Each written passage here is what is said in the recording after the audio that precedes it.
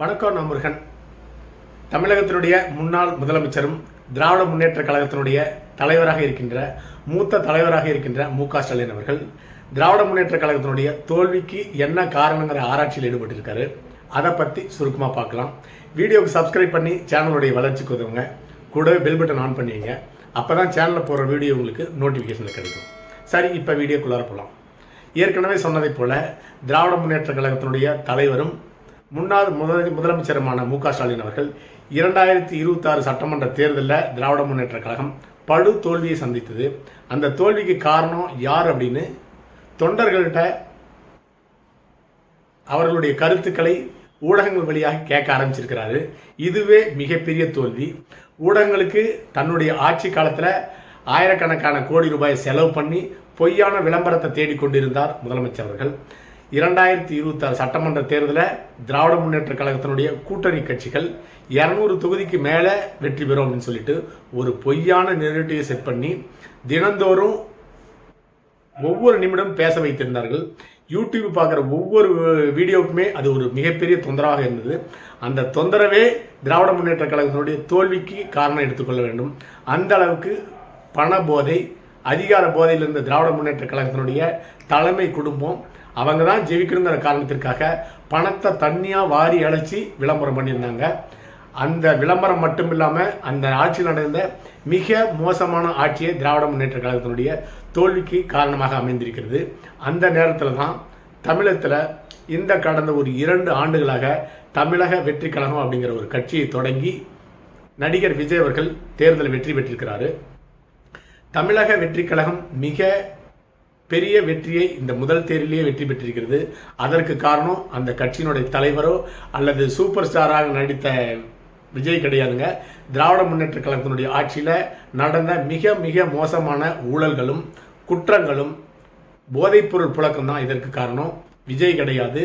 திமுகவே திராவிட முன்னேற்ற கழகத்தினுடைய தோல்விக்கு காரணமாக அமைந்திருக்கிறது.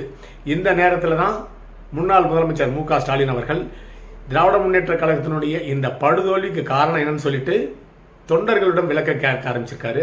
அதற்கு பதிலாக மக்கள்கிட்ட விளக்கம் கேட்டிருந்தாருன்னா அவர் உண்மையாக மறுபடியும் அந்த கட்சியை வளர்த்த ஆரம்பிக்கிறார் அப்படின்னு நினைக்கலாம்.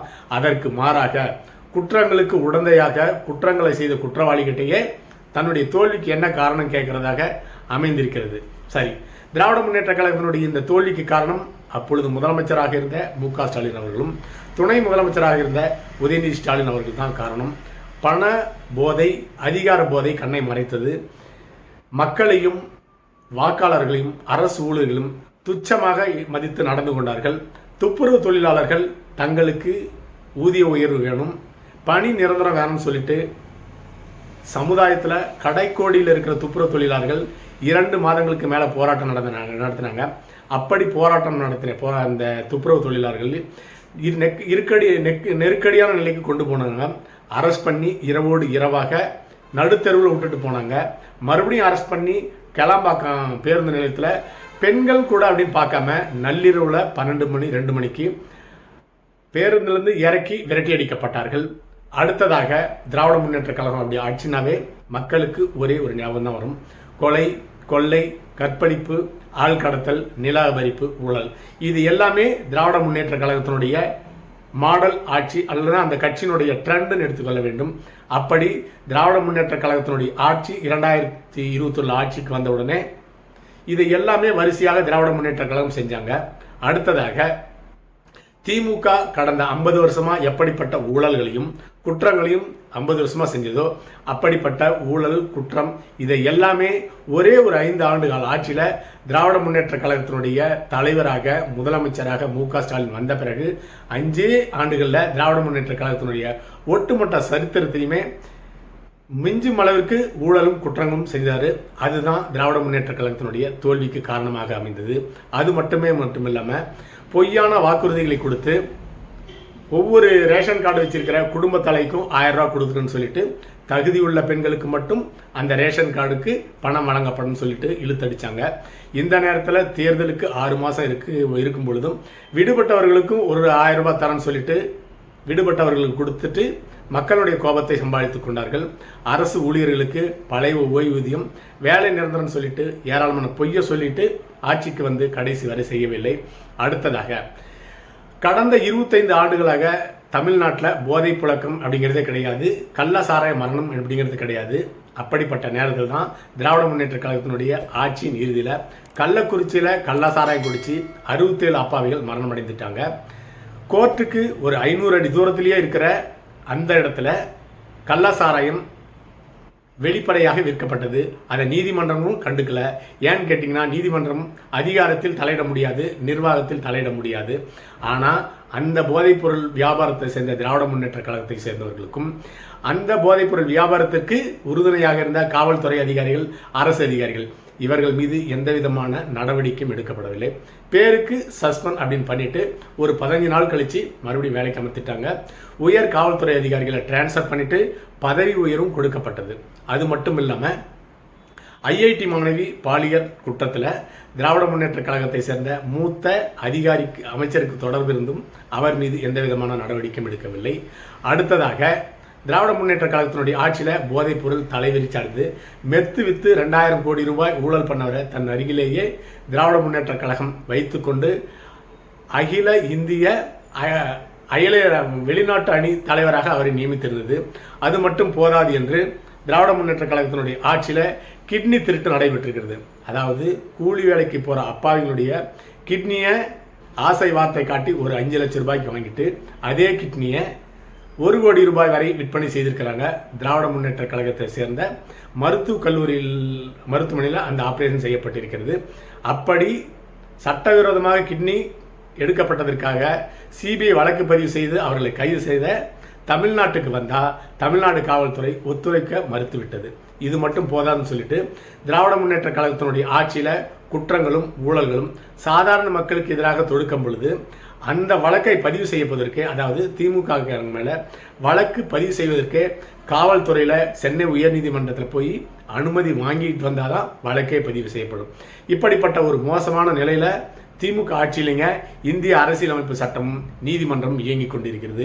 இதெல்லாம் மௌனமாக வேடிக்கை பார்த்து கொண்டிருந்த தமிழக மக்கள் புதுசாக எவன்டா நம்மளை காப்பாற்ற வருவான், எவன்டா கட்சி ஆரம்பிப்பான், அவனுக்கு ஓட்டை போட்டுருன்னு சொல்லிட்டு 2026 சட்டமன்ற தேர்தலுக்கு தமிழக வெற்றி கழகம் அப்படிங்கிற ஒரு கட்சி ஆரம்பித்து திராவிட முன்னேற்ற கழகத்தையே தன்னுடைய பிரதான எதிரியாக அறிவித்து ஆட்சிக்கு வந்த விஜய்க்கு முதல் தேர்தலிலேயே ஒரு மகத்தான வெற்றியும் கொடுத்து முதலமைச்சர் பதவியிலையும் திமுக அமர வைத்திருக்கிறது. அவர் அமரவில்லை.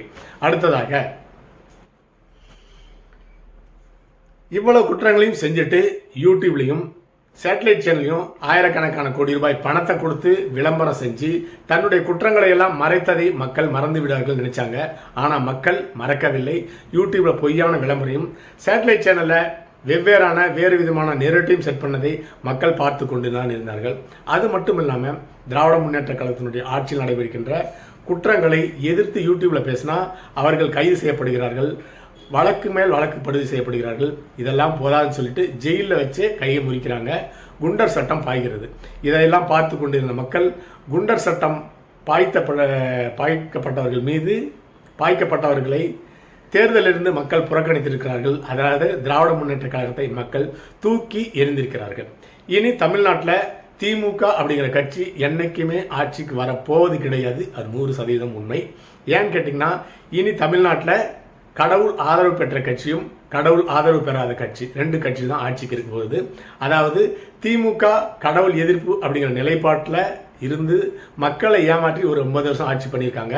அதே கேடயத்தை கையில் எடுத்த தமிழக வெற்றி கழகத்தினுடைய தலைவர் விஜய் அவர்கள் கடவுள் எதிர்ப்பு இல்லை, அதாவது திராவிட ஆதரவு அப்படின்னு சொல்லிட்டு அதே பாணியை கையில் எடுத்து ஆட்சிக்கு வந்துட்டாரு. அதனால கடவுள் எதிர்ப்புல தமிழக வெற்றி கழகமும் கடவுள் ஆதரவு அப்படிங்கிற பக்கத்தில் பாரதிய ஜனதா கட்சியும் தமிழ்நாட்டில் வளரப்போகிறது. அதனால திராவிட முன்னேற்ற கழகம் என்ற கட்சி இனி எந்த நாளுமே தமிழ்நாட்டில் ஆட்சிக்கு வரப்போவதில்லை.